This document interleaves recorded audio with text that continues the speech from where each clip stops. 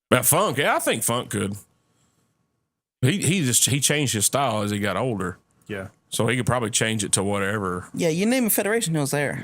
Oh yeah, I was thinking about him today. You know, thinking about the topic we're going to talk about, and the guys from the 80s and 90s, and I got thinking Terry Funk. I mean, I've never not known him to be a wrestler since I was a child. I've always, he's always been around, and that dude wrestled forever. And like you said, every federation, any kind of match you can think of, he's wrestled in it. That's pretty impressive. Yeah. Very, he was the NWA World's Heavyweight Champion, which back in the day, that was It meant something. really, and I don't say it means like now, but I'm glad that came back, and it seems more relevant now than it did, say, when Shane Douglas threw it in the trash can. Makes me feel good because that's the 10 pounds of gold. I mean, But I will the say precedent. I'm a huge fan of Shane Douglas, so Yeah. I'm not going to say that was a bad moment. It was a bad moment for the NWA. I love Shane Douglas, the franchise, man. Triple threat. Him, Oh, Candido, Bam Bam, and the fake Brian Lee. Primetime Brian Lee. Remember that? I met him at Head cheerleader. yeah. Oh yeah, Francine. That's right. I met Brian Lee at a bar in Tullahoma one night. Scared to death to talk to him. Scared to death. Really? Absolutely. He wasn't that big, and the guy he was with, I was friends with, he was a pretty big dude too. And I went up there, I was like, "Hey man," I said, "That's Brian Lee," and he's like, "Yeah, man, go talk to him." Yeah, man, it'll be fine.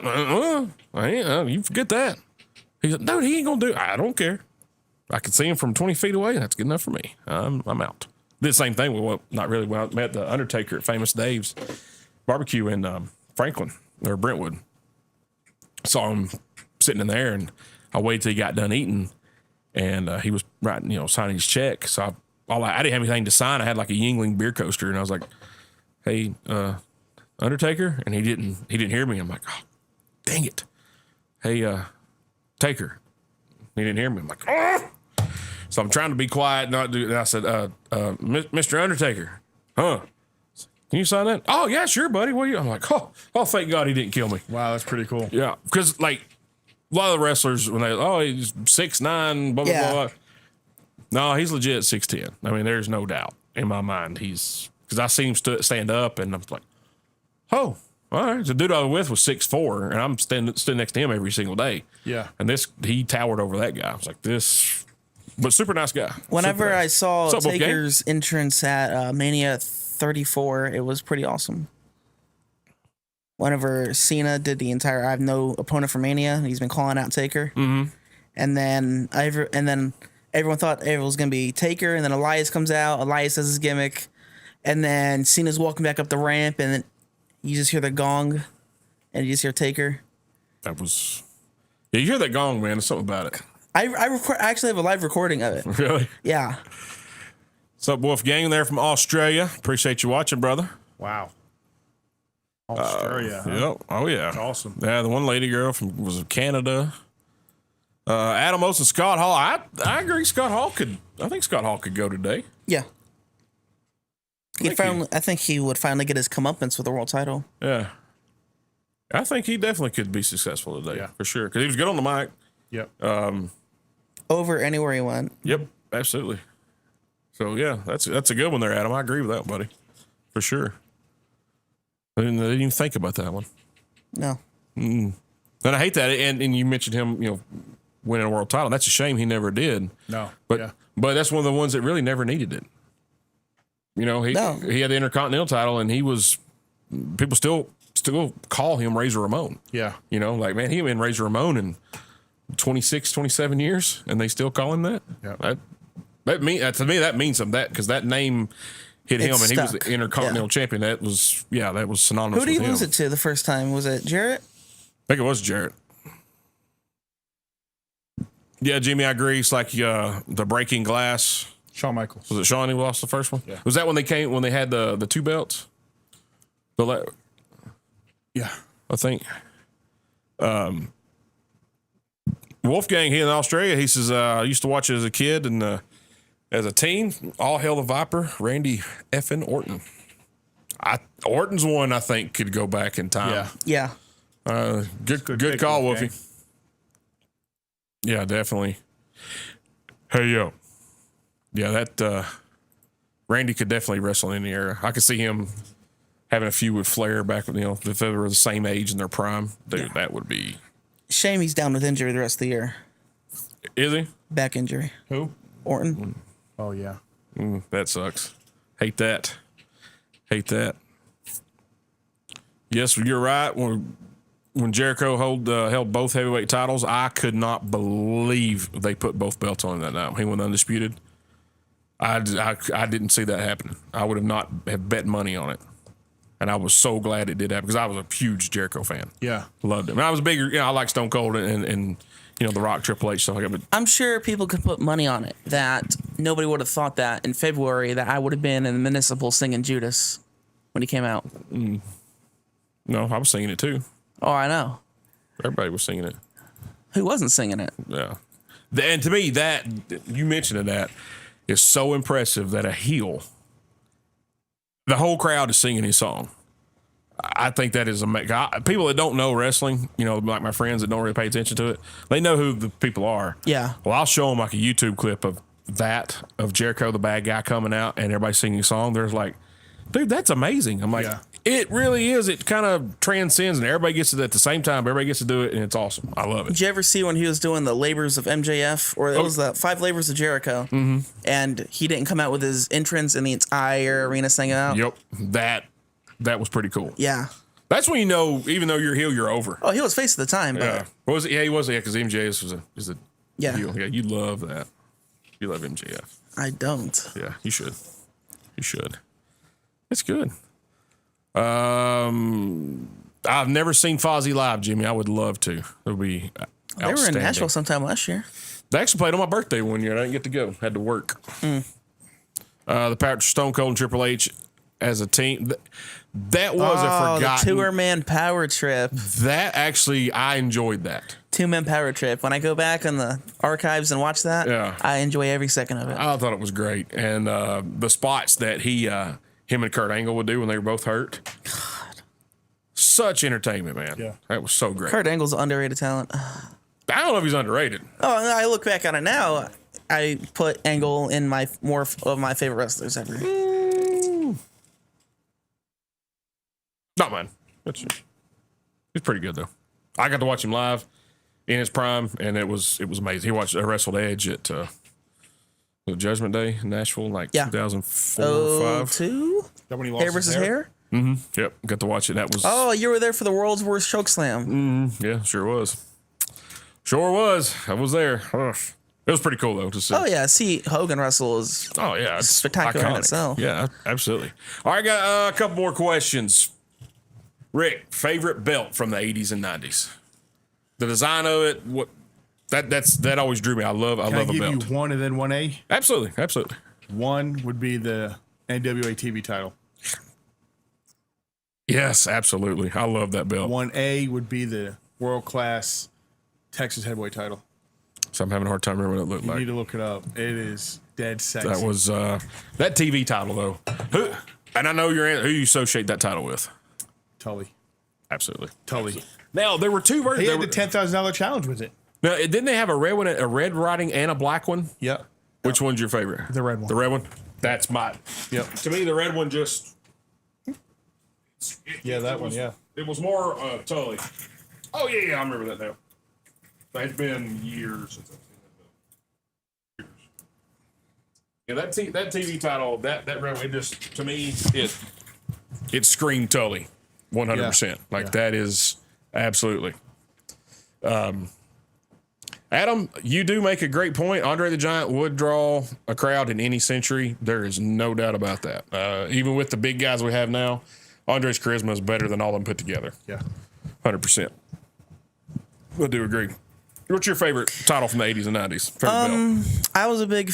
You guys might not think this, but I liked the Attitude Era Intercontinental title, the Oval. That was trash. I liked it. Oh, that's the worst. One of the worst belts ever, other than the Intercontinental title now. I was a big fan of it. Really, like the only one. hate that I belt. might have only cared for it a lot because I was a big Van Damme fan, and he always held that. Oh, I love, Van Damme, absolutely one of them. Today, Van Damme. I mean, I'm saying you said 80s and 90s, and today, I mean, even though he just retired a little while back, right? I mean, he just worked a show in Japan, but yeah, I mean, he's retired mainly. Yeah, but Van Damme was innovator, man. Yep. Oh, Nick Barry's on here. Oh, Rick, Big Heavy, what's the one match you could watch every day and never get tired of it? glad he could join us, Mr. Superstar.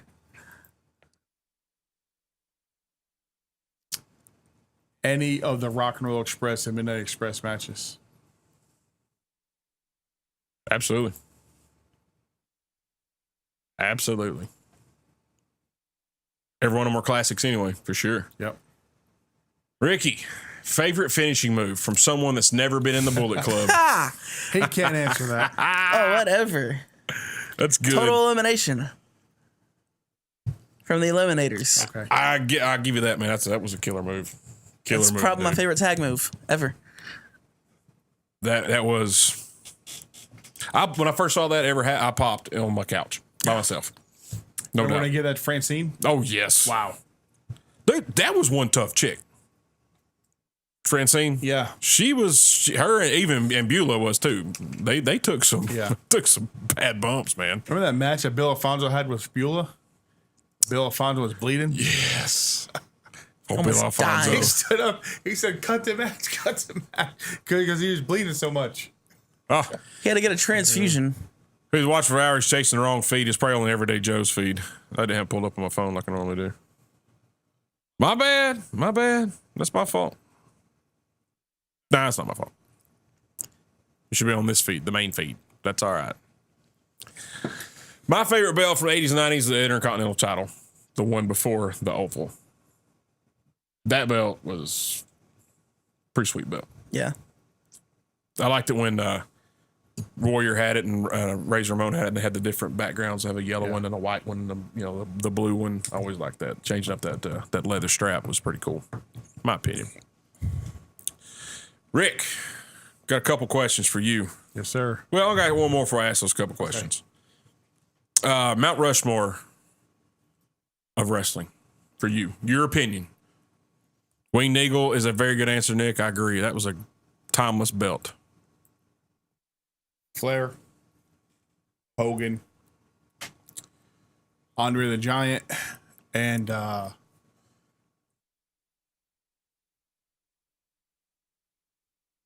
probably Undertaker. Undertaker. Solid list right there. Yeah.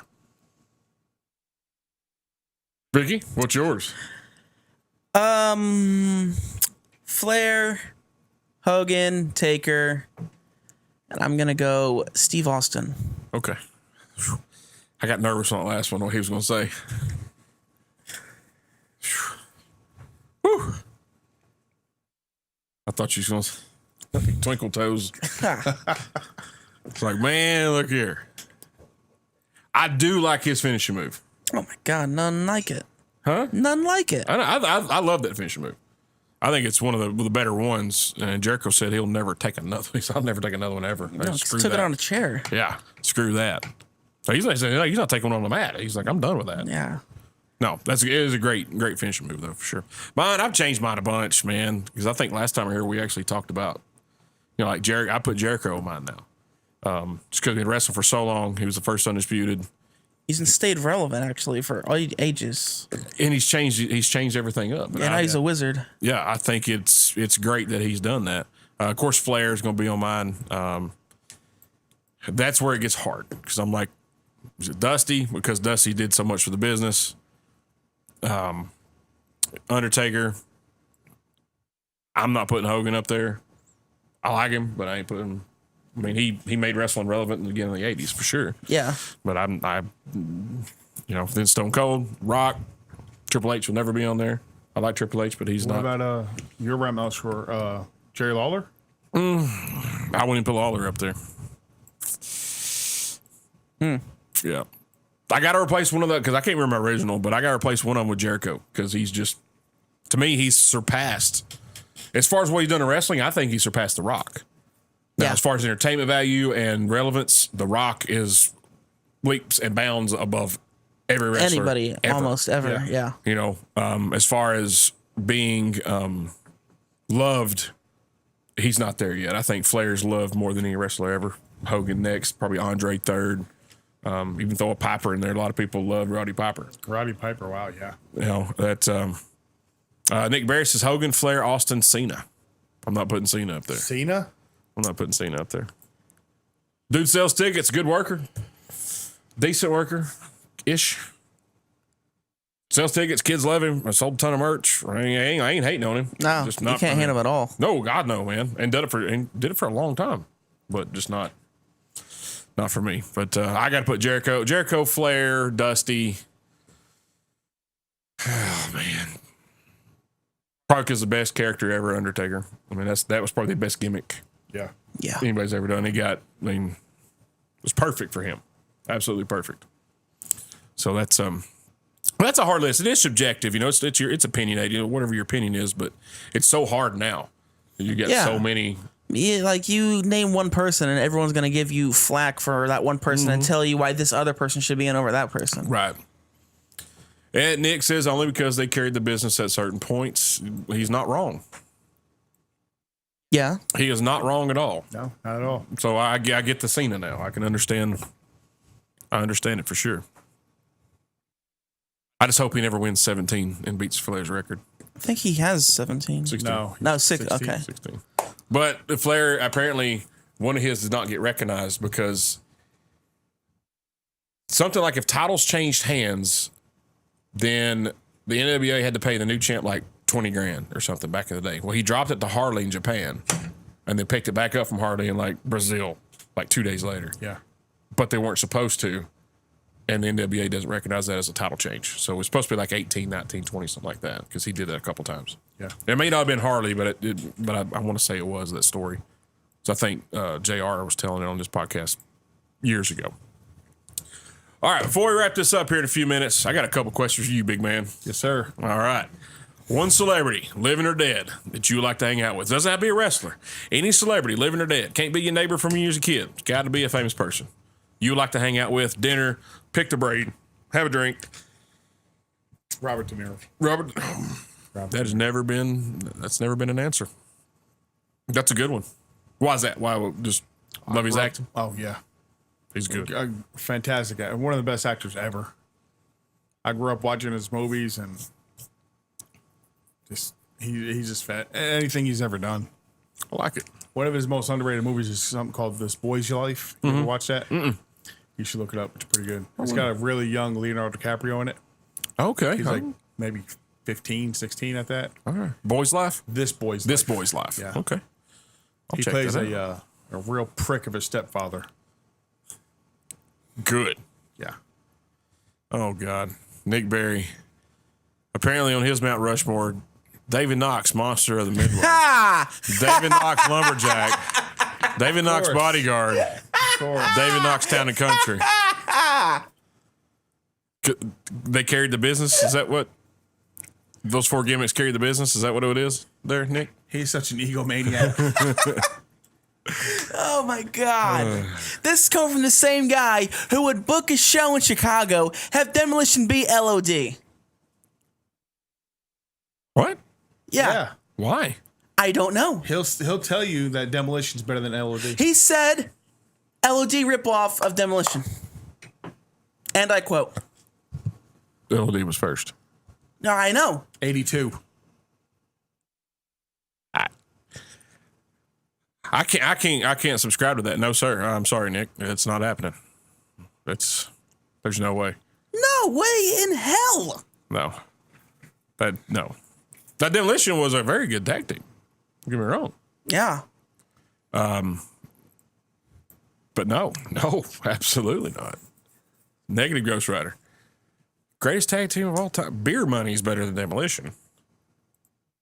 AMW is better. Yeah, AMW. Yeah, America's Most Wanted, definitely. Yeah. They're finished with death sentence? Oh my God. All right. Here's the question. You ready for this one? This is why I ask everybody. You seen the movie Dirty Dancing? Let's go. That's one of my favorite movies. I love that movie. Have you seen the movie Roadhouse? I have. That's his favorite movie. Who would you rather be? Johnny Castle from Dirty Dancing or Dalton from Roadhouse? Dalton. My man. My man. I did when he said Roadhouse earlier and he started chuckling. That's why he started laughing. I was like, Yeah. I got this. I got him. I hope that hurt, Knox. I hope that hurt your ego some. That's why I hearted it right there. Oh my God. Well, like I said, those two are those are two of my favorite movies. I love them. I got them on VHS. I got them on DVD. But Dalton is it's Dalton. And everyone's like, well, yeah, but Johnny Castle gets the girl. So does Dalton. Exactly. He gets the doctor. Yep. You know, and then it's like, well, he's a murderer. You support murder? It's like, no, that's self-defense, man. So I had a very prominent pharmacist on the show one time named Ray Markham. And I'm shocked he's seen both movies. And he said he picked Johnny Castle. And I was like, what? No way. He said, well, Johnny Castle helps his fellow man because he helped Penny. He helped, Baby. I'm like, dang, man. You're kind of right. And I was like, man, I've changed. I'm not changing my answer. It's Dalton. But I was close because Dalton's making some headway, or Johnny Castle's making some headway here lately. Wouldn't you say Dalton was doing the same thing? He was doing the towns, Yeah. going to the small dive bars, and making them better, making them safer for the everyday Joe. Right. I like how you worked that in there. But their bull, his thing is when he killed somebody. It was self-defense. And then Bull says, well, what about Philo Beto? Like, well, Philo Beto's not even in that movie or either one of those movies. He's in Which Way You Can and Which Way But Lose.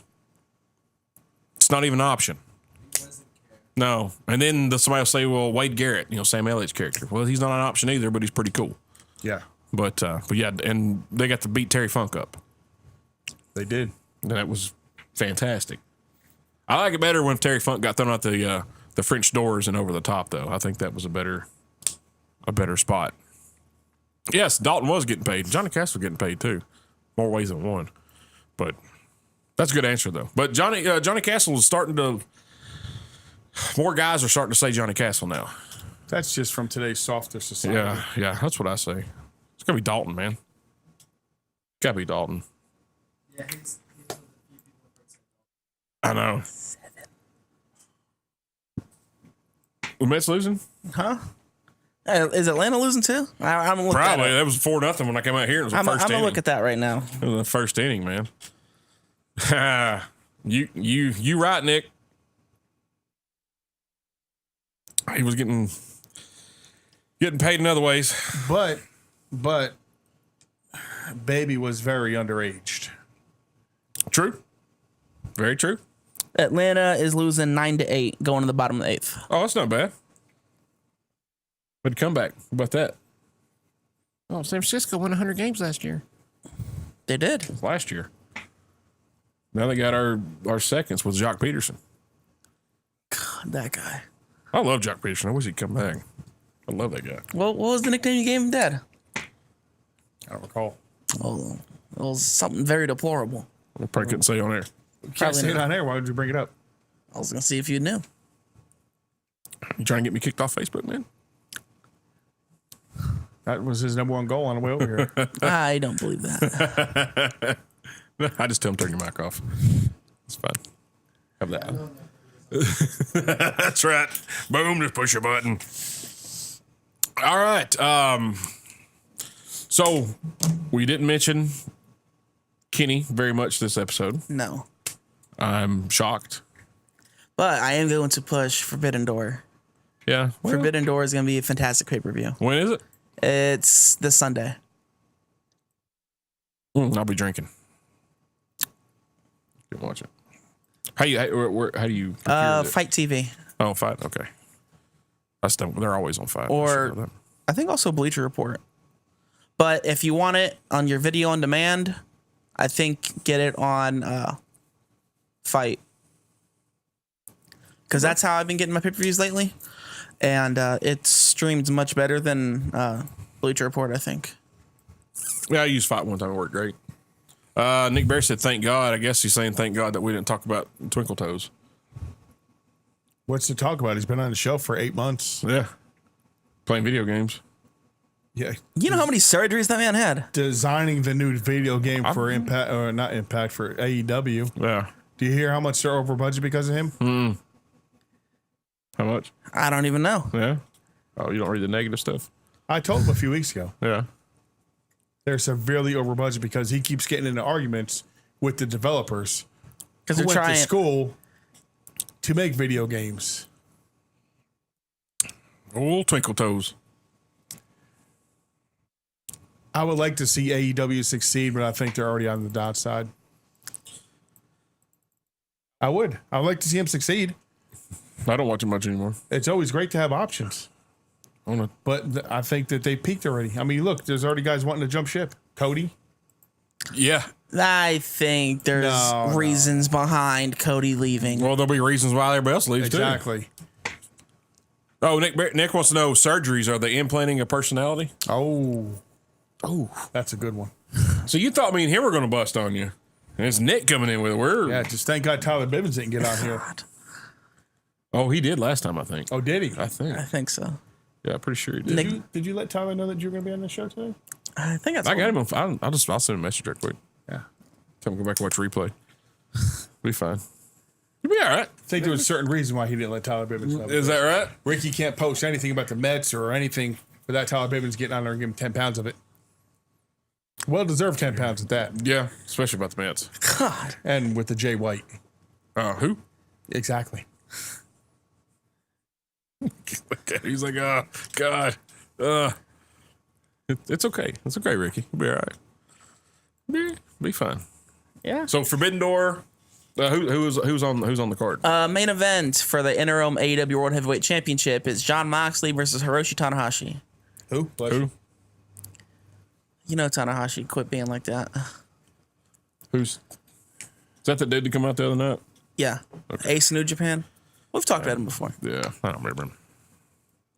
There's going to be a 4-way for the All Atlantic Championship, the new championship that they're debuting. That shouldn't be done on the pay-per-view.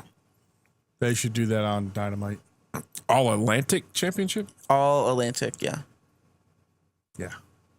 How many belts they gonna I have? think I saw one of the comments earlier was too many belts nowadays. I agree with that. Yeah, there too. I definitely agree. And you know the old saying, like, you know, if people bring their wrestling belts to wrestling matches, that they should be able to. They should have to defend them. Well, I saw a dude had the big belt on Bonnaroo, and everybody's like, Travis, go pin him. I said, I'm not going to. I said, but I promise you, if I see anybody here at Bonnaroo that has a 24/7 belt on, I'm going to pin them. I think that would have been hilarious. Yeah. And if they didn't get the joke, then I would have taken their belt and they would have never gotten it back. Yeah. Like, they're not going to wear this belt and know what it is. Another match is FTR versus United Empire, who are the tag champs, heavyweight tag champs in New Japan, versus Roppongi Vice. And it is winner take all. FTR is putting the ROH tag titles on the line, and the IWGP tag titles are on the line too. Triple threat tag match. There's a lot going on in that one. Yeah. Okay. The wrestling who? Empire Records? United Empire, which is Will Ospreay's group in New Japan. No, I like Osprey. And then I'm all right with him. Roppongi Vice of Best Friends. I don't know who Trent Beretta. I know Rocky Trent Romero. and Chuck, but I don't know the other one. Well, it's who we teamed up with before Chuck. I got a question, Jimmy Newton. Rick, what's your favorite entrance in theme song? Ever. Honky Tonk Man. Honky Tonk Man. What's the Honky Tonk Man? Yeah. Where I had that pile driver. I had the video of the VHS over there somewhere. I had the cassette tape. My mom did not want to buy that for me, but I was like, yes, buy it. It's going to be great. What's yours? Favorite? Bullet Club theme. Probably Voodoo Child Will Hogan. Hogan? That's a good one. Yeah, that was a good one. Very good one. Mine would have to be Bad Street USA. We were talking about it earlier. Bad Street. Yeah. NWO original theme music. That's pretty badass. And Shawn Michaels' Sexy Boy. That's entrance. Nick Berry says Taker. Taker's probably got the best one. That's right. I was going to break into a promo right in the middle of Bonner. I ain't lying. What about your favorite entrance? Rick? Favorite entrance? I was answering for both of Hogan with Voodoo Child. Okay. Space Odyssey, 2001. Ric You like Flair coming down? Yep. Let everybody see the robe doing the twirl? Starcade, 83. That was pretty epic. Flair for the gold. Pretty epic. Nick, he said his song's Demolition. Here comes the act. Here comes the smasher. Good song. Yeah. Song better than tag team.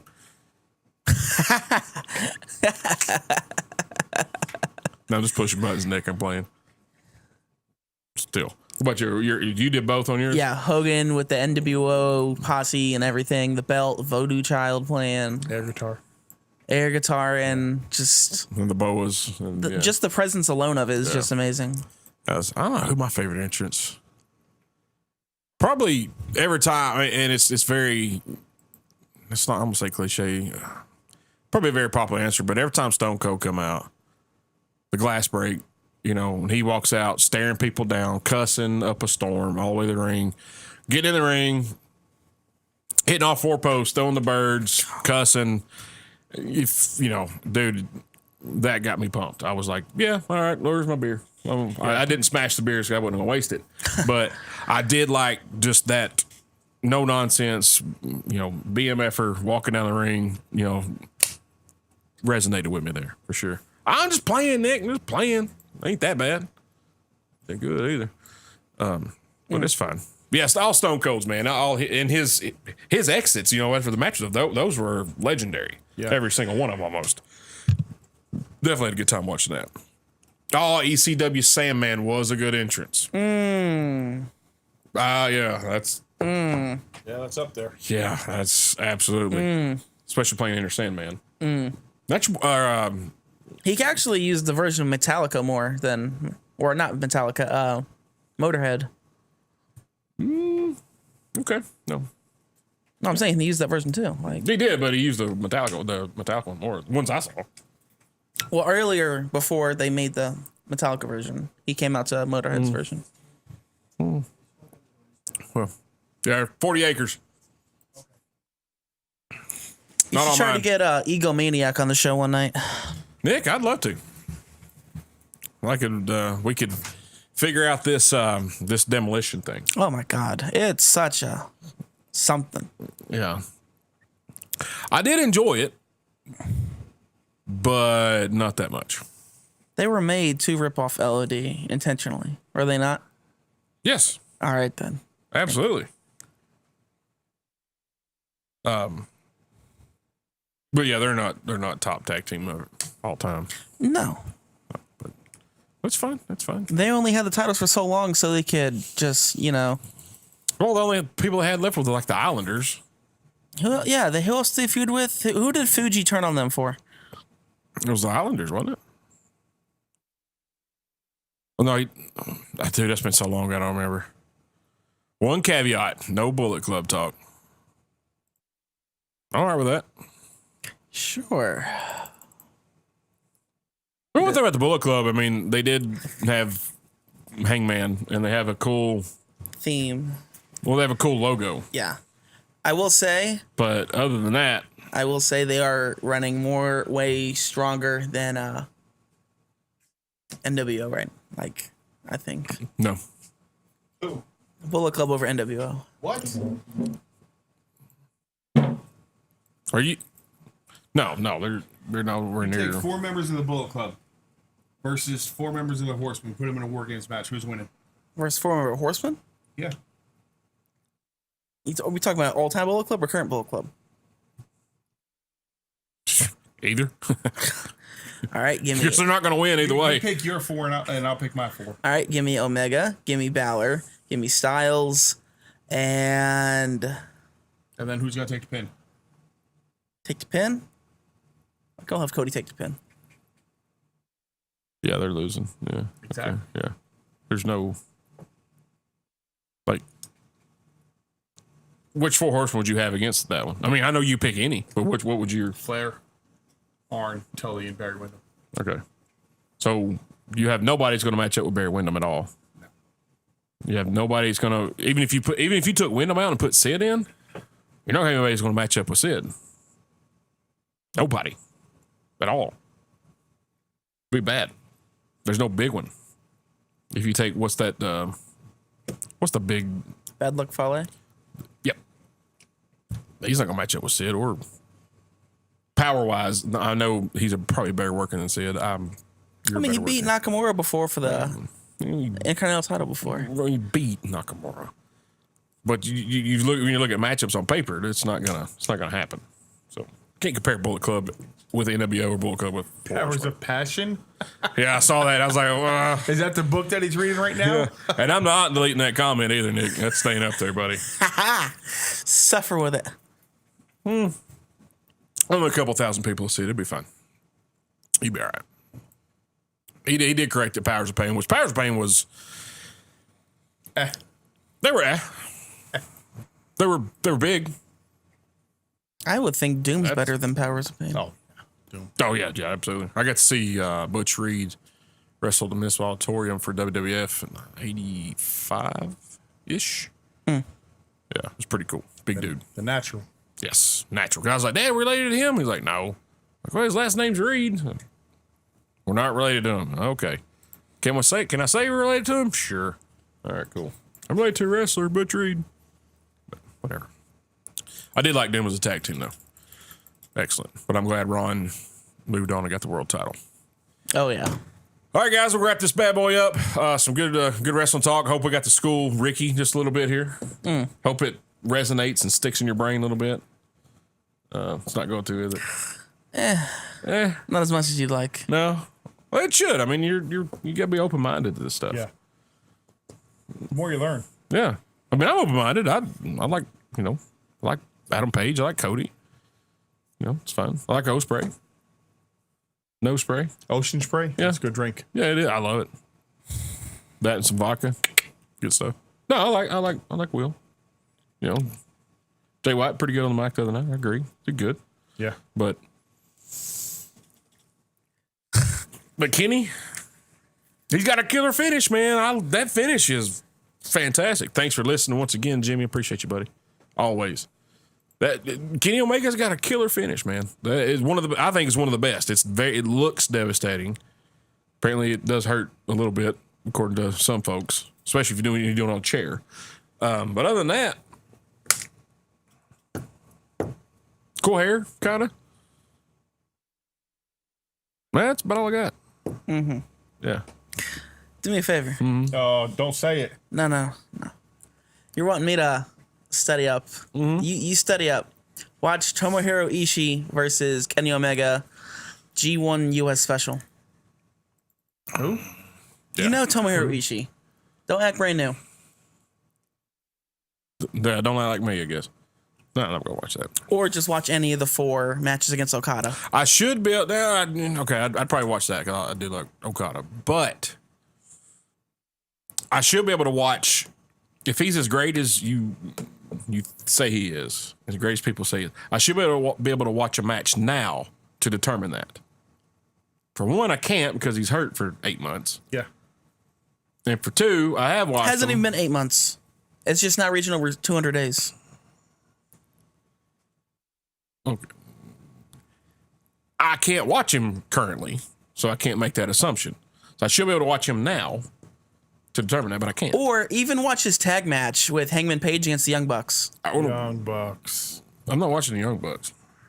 He even liked that match when we watched it live on pay-per-view. I like the Young Bucks shoes. They always wear Jordans. I love that. I don't dislike the Young Bucks as people. I'm sure they're nice people. They have had some entertaining matches with the smaller guys, but they're wasting away a lot of tag teams over there because of themselves. I think they're building a unification between FTR and the Young Bucks. Yeah. That's looking like they're building that. Yeah. So I think a lot of people are getting buried because of them. Well, I mean, they just had to put the titles on them now because they were going to put them on the Hardys, and then Jeff Hardy screwed it all up. I mean, they should know better. it is what it is. I'm just messing with you. But Kenny Omega's. Look, for real, watch any of those 6 matches I suggested to you. Well, I should be able to watch your stuff now, though. I want to go back 7, 8 years ago. Watch them. Well, 7 years? Should watch it now. The first match with Omega Okada was 2016. Well, 2017. Okay, 6 years. Yeah. It's close to 7. I should be able to watch him now, though. When I watch him now, I'm like, oh, God. Oh, cool finisher. And that's it. He's intense. I give him that. I do give him that. He is intense when he's in the ring. I do like that about him. But other than that, I'm like, no, man. Just stop. Slow down. Slow down. Tell me a story. You're not telling me a story. Talking too fast. Can you cut a promo? Yeah, he cuts a really good promo. Don Callis has to speak for him. Oh, the jackal. I'm just kidding. He's got a cool finisher. That's all I can say for him. I didn't even call him Twinkle Toes that time. If you want to go less than 6 years, watch his match with Hangman Page against the Bucks, I'd watch that. 2020, I'd watch it. before the pandemic. I watch it. I like Paige. Rick, thanks for being here, man. Thanks, appreciate sir. it. You I finally really got appreciate to it. make the trek down and talk a little wrestling. Yes, Good sir. time, I enjoyed man. it. Yes, Thanks for sir. having me on. Next time we do one, you'll have to come back for sure. Most definitely. Ricky, thank you, man. Appreciate you Good as being always. Good as always. here. Go Braves. Let's not go that far. All right. Appreciate it, guys. LFG.